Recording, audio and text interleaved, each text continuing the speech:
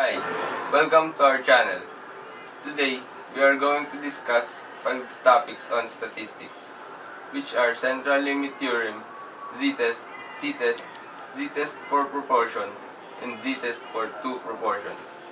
If you want to know more about these topics, please keep on watching. Let's begin. Central limit theorem states that the sampling distribution of the sample mean approaches a normal distribution as the sample size gets larger. Central limit theorem is also used to find the probability that the mean is greater than, less than, or between a certain set of numbers. General steps. Step 1. Identify the parts of the problem. Step 2.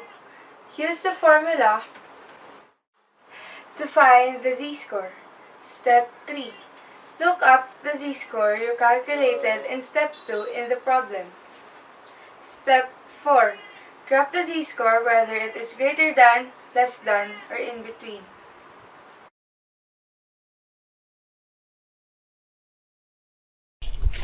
So in the problem, we have our given of mean, which is equals to 90.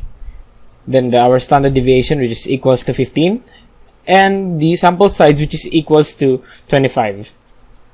We must find the probability of the sample mean x, which is in between the values of 85 and 92. We could identify our x sub 1 and x sub 2. So 85 will be x sub 1 and 92 will be our x sub 2.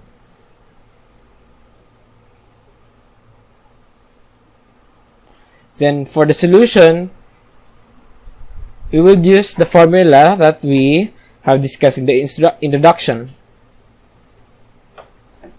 So for our first z value, so x sub 1, which is 85, minus our mean, 90, over standard deviation of 15 over the square root of the sample, which is 25. This equals to negative 1.67. If we look in the z table, we will get a percentage value of 4.75%. For the next value, we'll have x sub 2, 92, minus the mean, 90, over the standard deviation over the square root of 25. It will equal to 0.67. If we look this up in the z table, we will get 74.86%. Then, to know the probability of the mean to be in between 85 and 92, we need to subtract both values. So 74.86% minus 4.75% is equal to 70.11%. Then we should input it in a normal distribution curve.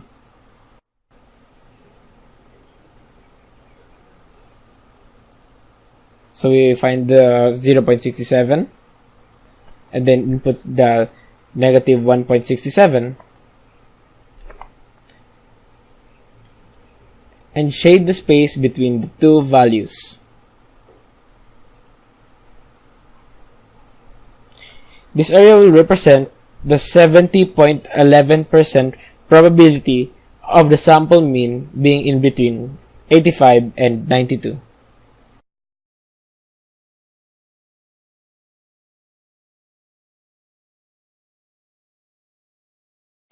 In this problem, our given is a mean of 2 hours, standard deviation of 0.5 hours,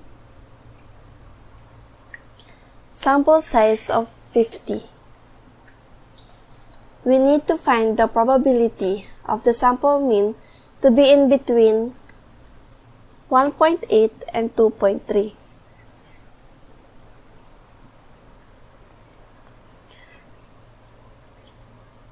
We have 1.8 as the x of 1 and 2.3 as the x of 2.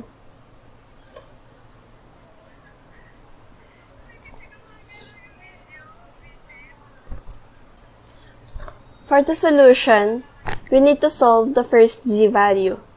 1.8 minus 2 over standard deviation of 0.5 over square root of the sample size, which is 50. And it is equals to negative 2.83, which is equivalent to 0.23% in the z table. Next value, we have 2.3 minus 2 over standard deviation of 0.5 over square root of the sample size, which is 50. And it is equals to 4.24, which is equivalent to 99.99% in the z table. We need to subtract both values to know the probability of the mean between 1.8 and 2.3. And it is equals to 99.76%.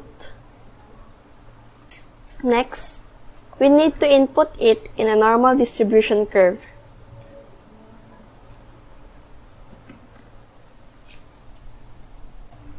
Locate the two values, negative 2.83 and 4.24.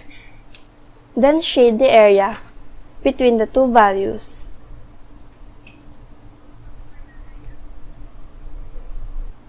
To show the probability of the sample mean, which is 99.76%, to be in between 1.8 and 2.3.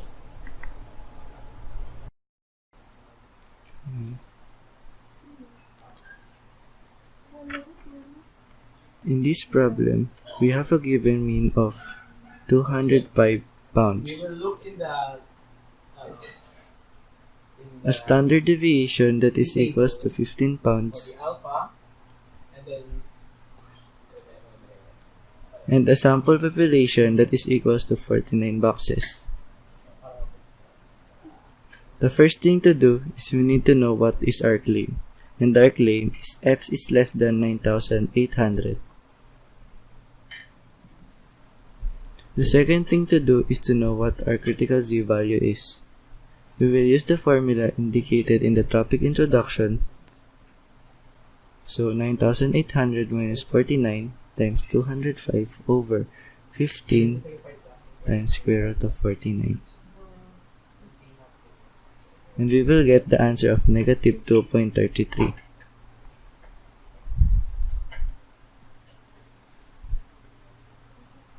The 0.99%, we can get it from the z table using the final answer in the formula indicated. For step 5, we need to graph our answers in the normal distribution curve.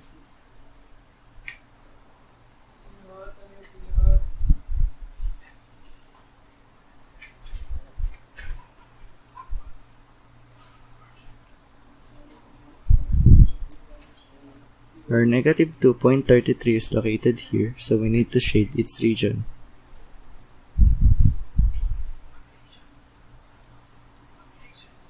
We can also label it as 0.99% because it's the same in the z table.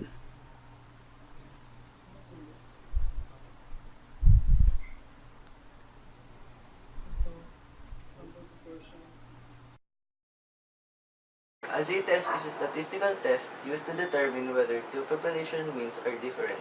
When the variances are known and the sample size is large, it is also known as a hypothesis testing. So for the z-test, we need to use this formula to compute for the z value. In this formula, it contains x bar, the sample mean, mu, the population mean, standard deviation of the sample mean, and n, the sample size. To perform the z-test, there are 6 steps. Step 1 is to formulate the null and alternative hypothesis. A quick tip in formulating hypothesis is that the alternative hypothesis is the claim and uses the symbols not equal to, greater than, or less than, while the null hypothesis is the opposite of the claim and always has an equal sign. Step 2 is to identify the alpha value and the type of test to be done. One-tailed tests are used for hypotheses with greater than or less than signs, while two-tailed tests are used for hypotheses with equals and not equal signs only. Step 3 is to identify the critical z-values. Step 4 is to compute for the z-score. Then step 5 is to put the values in a normal distribution curve. If the value goes past the critical z-value, then the null hypothesis is rejected. Otherwise, that it didn't pass the critical z-value, the null hypothesis will not be rejected. Okay. Then finally, step 6. It is the part where to conclude the findings of the test.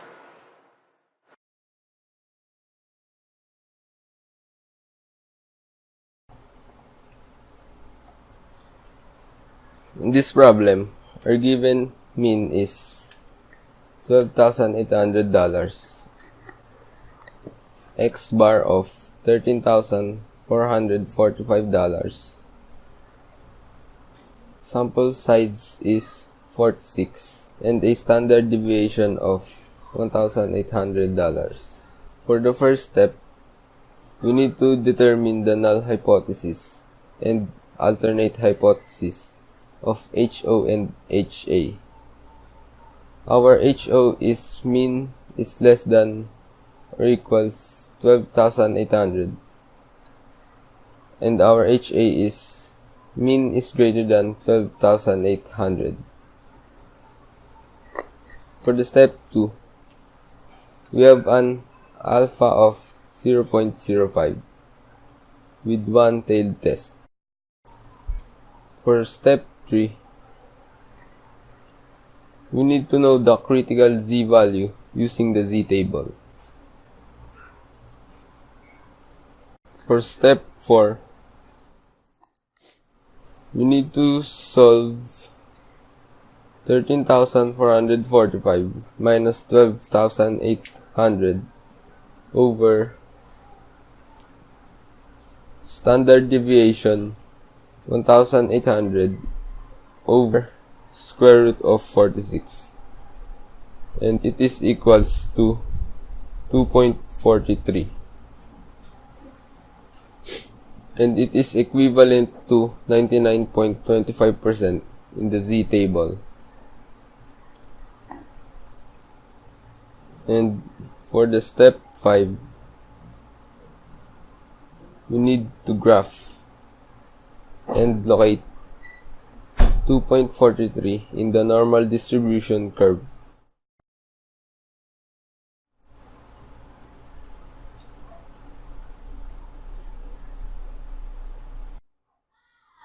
And last, for the step 6, we need to reject HO and conclude that there's enough evidence that graduate pay is higher than the national average.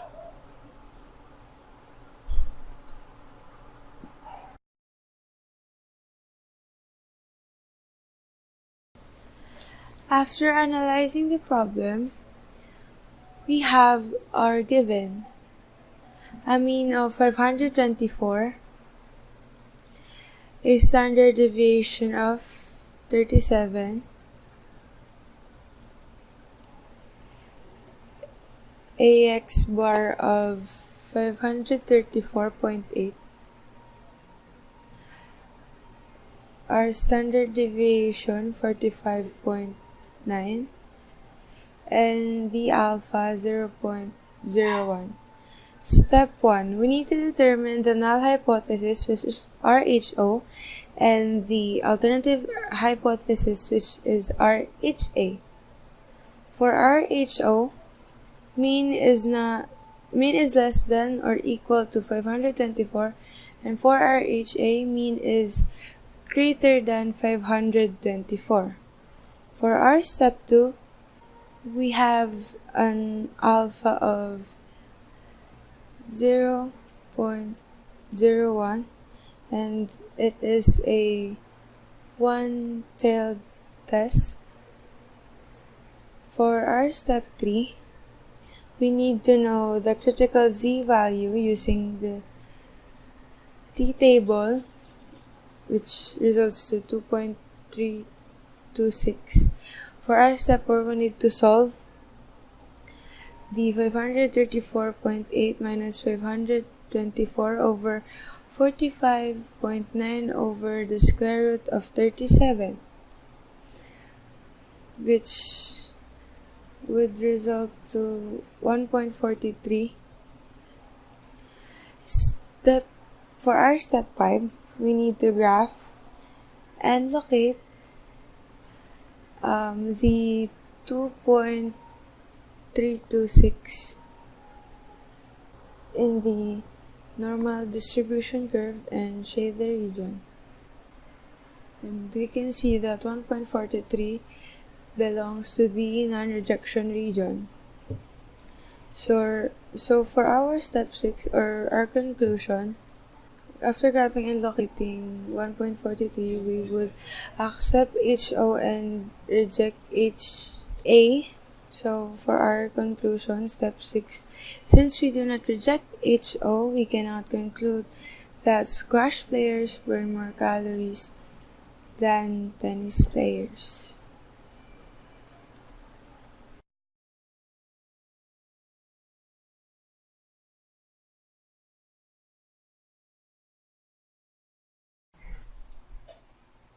To answer the problem, we have to first jot down what is given. The mean, which is equal to $24.44. The sample size, which is equal to 30. The sample mean, or X bar, which is equal to $23.37. Standard deviation, which is equal to $3.70. And then we proceed to the first step. First, write down the null hypothesis and alternative hypothesis. HO being the null hypothesis, which denotes mu is equal to 24.44. The alternative hypothesis, mu is not equal to 24.44. This thus denotes that this is a two-tailed test. For the second step, we check the alpha value, which is set at 0.05 significance. And this is a two-tailed test. For the third step, we locate the critical values. If you can see on your t-table, the critical value is positive, negative 1.96. Afterwards, for the fourth step, we apply the formula and put in the theta. So 23.37 minus 24.44 over 3.70 over the square root of 30. This will give you negative 1.58. For the fifth step, we then draw the graph and the curve.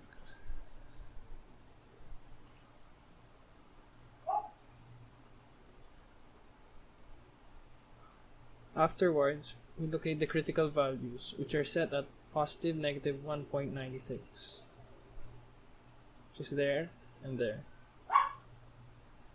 Then we put in our answer, which is negative 1.58, which is within the non-rejection region. This means that we do not reject HO. Then we move on to step 6, where we make our conclusion. We accept HO and then reject HA. Then our conclusion is